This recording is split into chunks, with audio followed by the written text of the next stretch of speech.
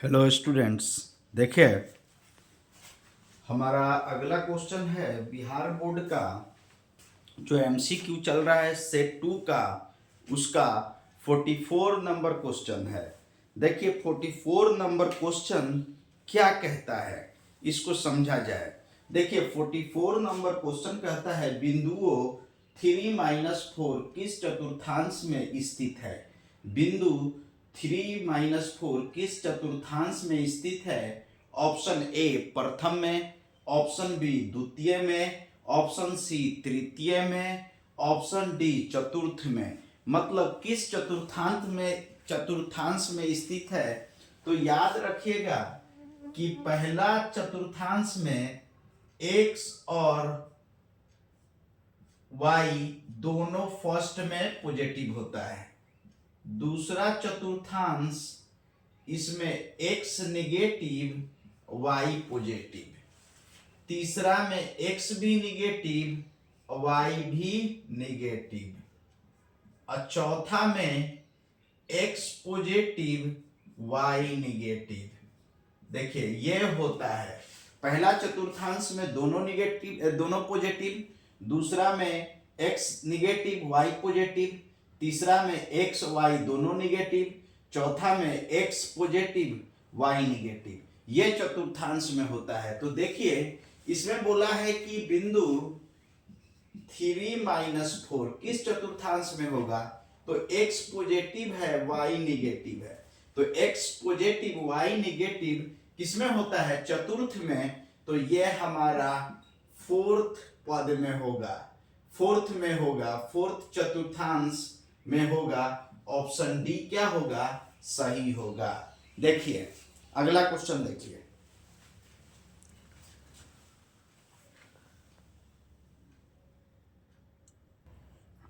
देखिए अगला क्वेश्चन है हमारा 45 नंबर क्वेश्चन। 45 नंबर क्वेश्चन क्या कहता है, इसको समझना है। 45 नंबर क्वेश्चन कहता है कि एक समकोण त्रिभुज की भुजाएं 6 सेंटीमीटर और 6 सेंटीमीटर 8 सेंटीमीटर और 10 सेंटीमीटर है।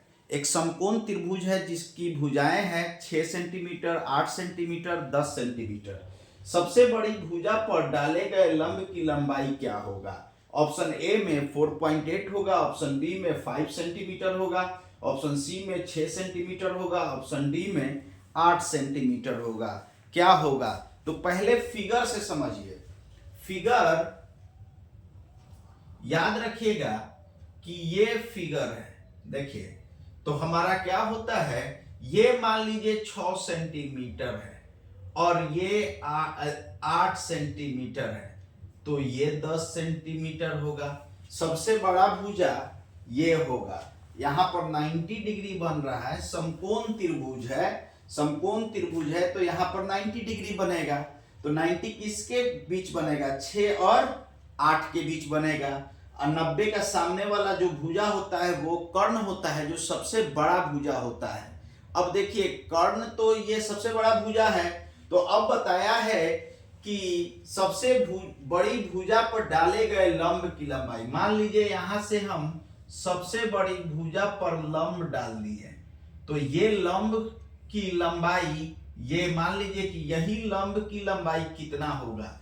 मतलब सबसे बड़ा भुजा ये है, इस पर डाला गया लंब की लंबाई क्या होगा। तो देखिए लंब की लंबाई क्या होता है, लंब की लंबाई ये शॉर्ट में देखिए, ये 6 सेंटीमीटर इंटू 8 सेंटीमीटर। देखिए इन दोनों को गुना कर देंगे, इससे डिवाइड, जिस पर लंब डाले हैं ना उससे डिवाइड कर देंगे बाई 10 सेंटीमीटर। 6 8 48 बाई 10, ये 4.8 सेंटीमीटर हो जाएगा। ऑप्शन ए हमारा सही हो जाएगा। देखिए अगला क्वेश्चन।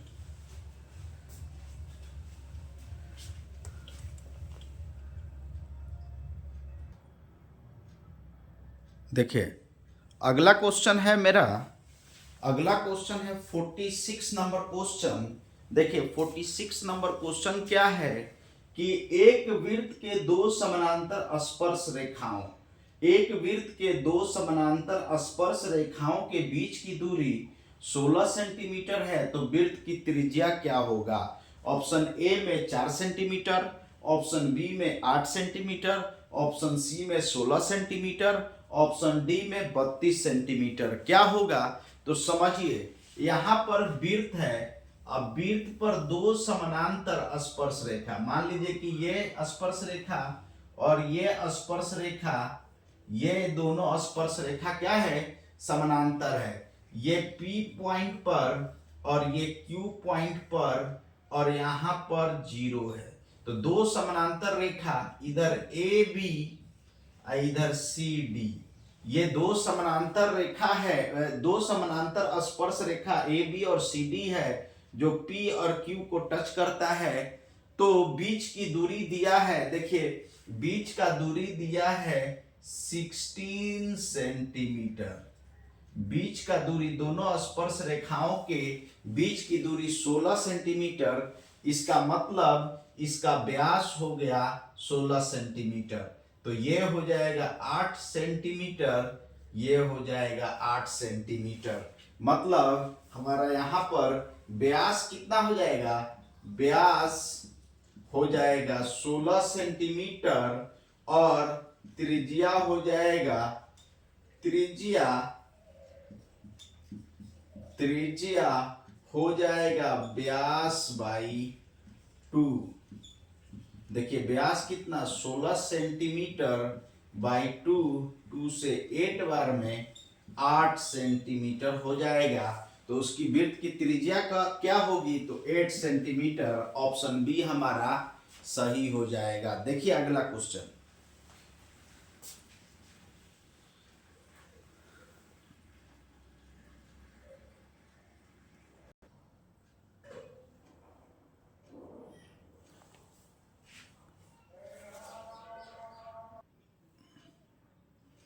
देखिए अगला क्वेश्चन है हमारा 47 नंबर क्वेश्चन। 47 नंबर क्वेश्चन क्या है? 21 सेंटीमीटर त्रिज्या वाले वृत्त की परिधि है। 21 सेंटीमीटर त्रिज्या वाले वृत्त की परिधि है। ऑप्शन ए में 66 सेंटीमीटर, ऑप्शन बी में 132 सेंटीमीटर, ऑप्शन सी में 198 सेंटीमीटर, ऑप्शन डी में 1386 सेंटीमीटर। क्या है? तो देखिए वृत्त की परिधि क्या होगा? ये है वृत्त और वृत्त का त्रिज्या दिया हुआ है। देखिए ये OA, ये त्रिज्या है और ये 21 सेंटीमीटर दिया हुआ है। R का वैल्यू, ये R का वैल्यू 21 सेंटीमीटर दिया हुआ है। तो वृत्त की परिधि क्या होगी?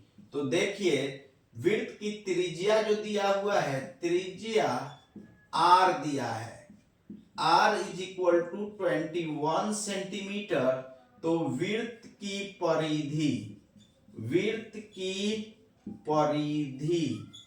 क्या होगा?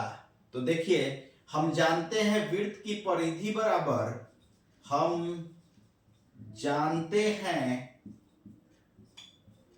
वृत्त की परिधि is equal to 2 pi R। 2, अब पाई का वैल्यू कितना? तो पाई का वैल्यू 22/7, R 21, R 21 सेंटीमीटर।